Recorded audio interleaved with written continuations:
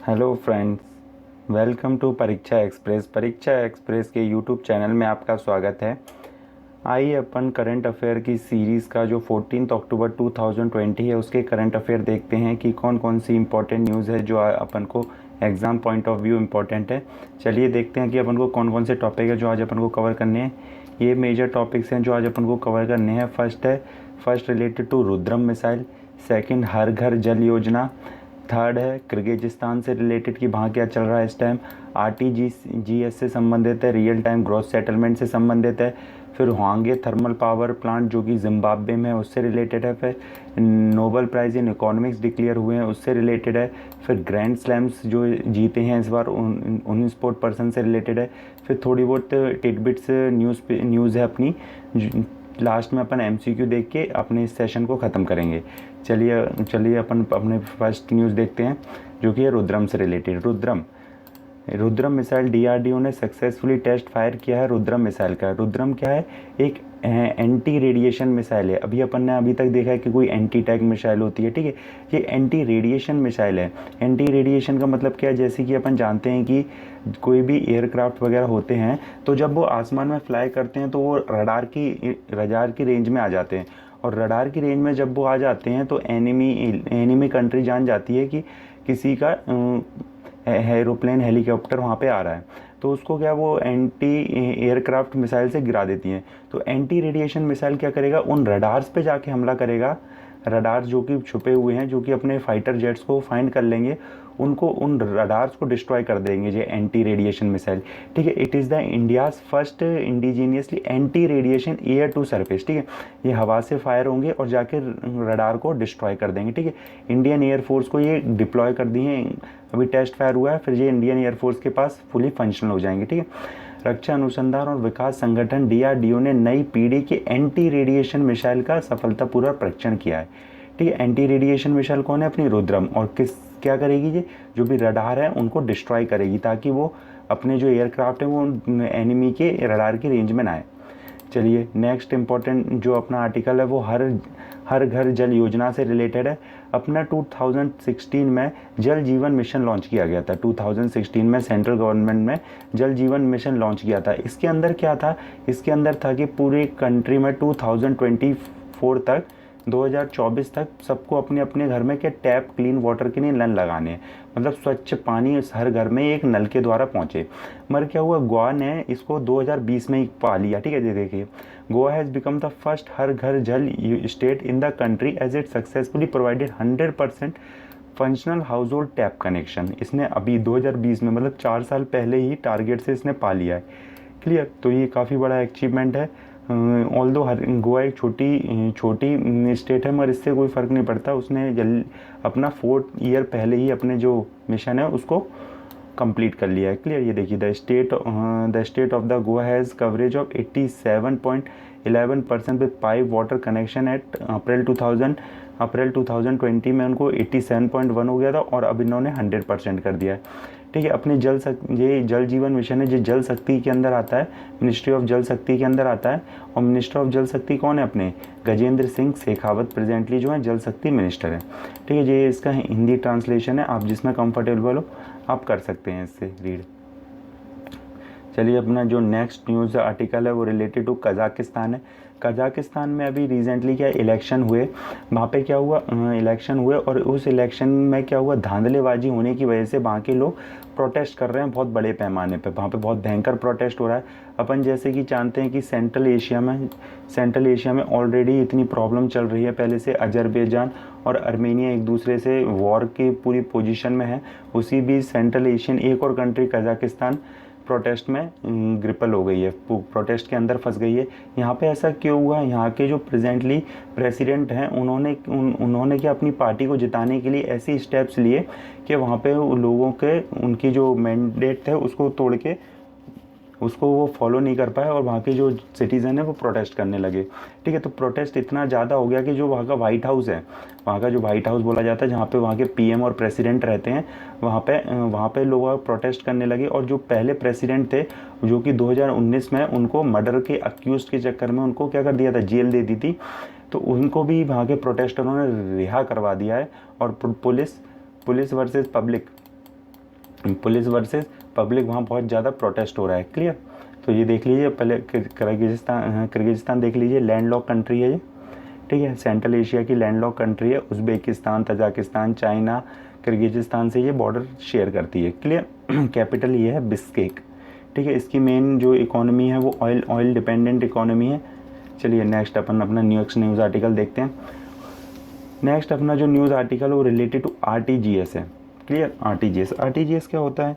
RTGS का full form होता है रियल टाइम ग्रॉस सेटलमेंट, ठीक है। ये क्या है? एक पेमेंट फंड ट्रांसफ़र करने का सिस्टम है, ठीक है। इसमें क्या होता है, ये एक हाई नेट वर्थ के लिए होता है, ठीक है। ये देखिए लार्ज वैल्यू ट्रांजेक्शन के लिए होता है। जैसे कि अपन जाते हैं कि RTGS, ये तो अपन पढ़ ही रहे हैं RTGS के बारे में, ठीक है। एक होता है NEFT होता है, ठीक है। एक होता है IMPS। RTGS होता है real time gross settlement, IMPS immediate payment system, ठीक है। तो RTGS और NEFT में और इसमें IMPS में अंतर क्या होता है? जो RTGS होता है जो 2 लाख से ज़्यादा का ही फंड ट्रांसफ़र करता है, मोर देन 2 लाख। और NEFT होता है जो NEFT होता है उसमें क्या होता है, अपन 2 लाख से इसमें कितने भी लिमिट हो सकती है, 0 से लेके कितनी भी हो सकती है, ठीक है। और इसमें 2 लाख तक होती है, 2 लाख तक होती है बस केवल IMPS में। इसमें 2 लाख से ज़्यादा इसमें कितनी भी हो सकती है, 0 to, और इसमें केवल 2 लाख तक। मगर इनमें उसमें अंतर क्या है, जो रियल टाइम होता है इसमें जैसे अभी आपने ट्रांसफ़र किए किसी को 2 करोड़ रुपए, तो वो हाल की हाल उसके अकाउंट में रिफ्लेक्ट होने लगेंगे कि उसके पास 2 करोड़ रुपये पहुँच गया है। मगर NEFT में national electronic fund transfer, NEFT का फुल फॉर्म होता है नेशनल इलेक्ट्रॉनिक फ़ंड ट्रांसफ़र।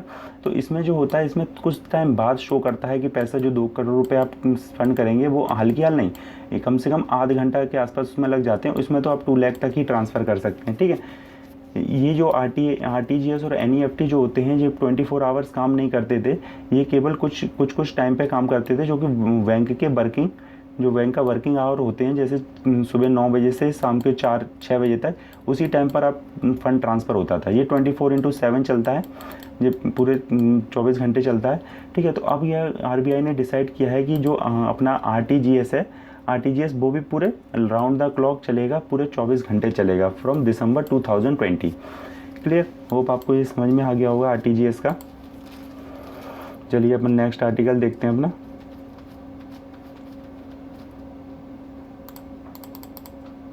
चलिए अपन नेक्स्ट आर्टिकल देखते हैं अपना। नेक्स्ट आर्टिकल अपना है हुआंग थर्मल पावर स्टेशन से रिलेटेड। हुआंग थर्मल पावर कहाँ है? ये इंडिया में, ये कोई वन सेकेंड, जो हुआंग थर्मल पावर स्टेशन है ये इंडिया में नहीं है, ये जिम्बाब्वे में है। मगर इंडिया की न्यूज़ में क्यों आया है?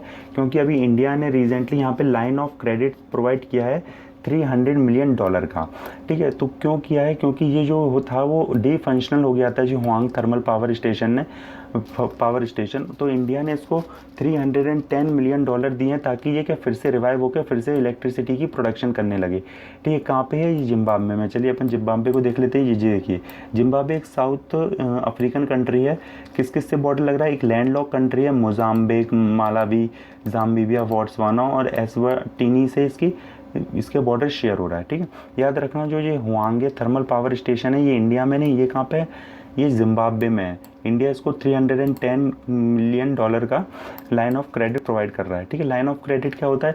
लाइन ऑफ क्रेडिट एक सॉफ्ट लोन होता है जिसमें आपको बहुत ईजी EMI पे आपको फंड रिटर्न करना पड़ता है। चलिए अपन नेक्स्ट देखते हैं अपना नेक्स्ट न्यूज़ आर्टिकल्स, जो अपनी इंपॉर्टेंट न्यू बुक इससे नोबेल प्राइज़ इन इकोनॉमिक्स को अनाउंस कर दिया गया है। इस बार 2 नोबेल ल्यूरेट जो इकोनॉमिक्स में जिन्होंने प्राइज़ पाया उनका नाम है Paul R Milgrom and Robert B Wilson. के लिए इनको नोबेल प्राइज़ इन इकोनॉमिक्स क्यों मिला है? इन्होंने जो क्या है, जो ऑक्शंस का होता है उसको इम्प्रूव किया है। Economics for the improvement to the auction theory, जो ऑक्शन जो नीलामी की पद्धति होती है उसकी इम्प्रूवमेंट के लिए और एक नई पद्धति को बनाने के लिए इनको Nobel prize in 2020 for economics दिया गया, ठीक है।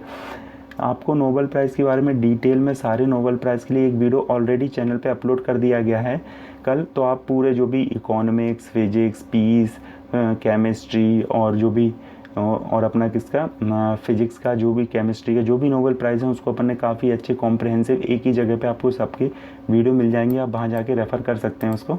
चलिए आगे चलते हैं, अपन अपना नेक्स्ट न्यूज़ देखते हैं। नेक्स्ट न्यूज़ है अपना रिलेटेड टू ग्रैंड स्लैम्स। अभी रिसेंटली फ्रेंच ओपन कॉन्क्लूड हुआ है, ठीक है। तो ये सारे लिस्ट है कि ऑस्ट्रेलियन ओपन, अपन जानते हैं कि जो टेनिस में होता है 4 ग्रैंड स्लैम जो ईयरली होते हैं वो सबसे ज़्यादा इंपॉर्टेंट होते हैं। कौन कौन से 4 ग्रैंड स्लैम होते हैं? एक ऑस्ट्रेलियन ओपन होता है, ठीक है, फ्रेंच ओपन होता है, बैडमिंटन ओपन होता है, यूएस ओपन होता है। ये देखिए, Australian open, French open, badminton open and US open, ये चार ग्रैंड स्लैम होते हैं टेनिस में, ठीक है। तो 2020 का जो ऑस्ट्रेलियन ओपन है वो मेंस किसने जीता है? नोवाक जोकोविच। ये कहाँ से हैं? ये सर्बिया से हैं, ठीक है। वुमेन सिंगल किसने जीता है? Sofia Kenin. ये कहाँ से हैं? ये अमेरिका से हैं, ठीक है। और कोर्ट कैसा होता है ऑस्ट्रेलियन ओपन का? हार्ड कोर्ट होता है, ठीक है। जो अपन को हार्ड होता है ना, हार्ड होता है वो वाला कोर्ट यहाँ पे फॉलो किया जाता है, ठीक है। ये प्लेइंग ग्राउंड होता है वहाँ का।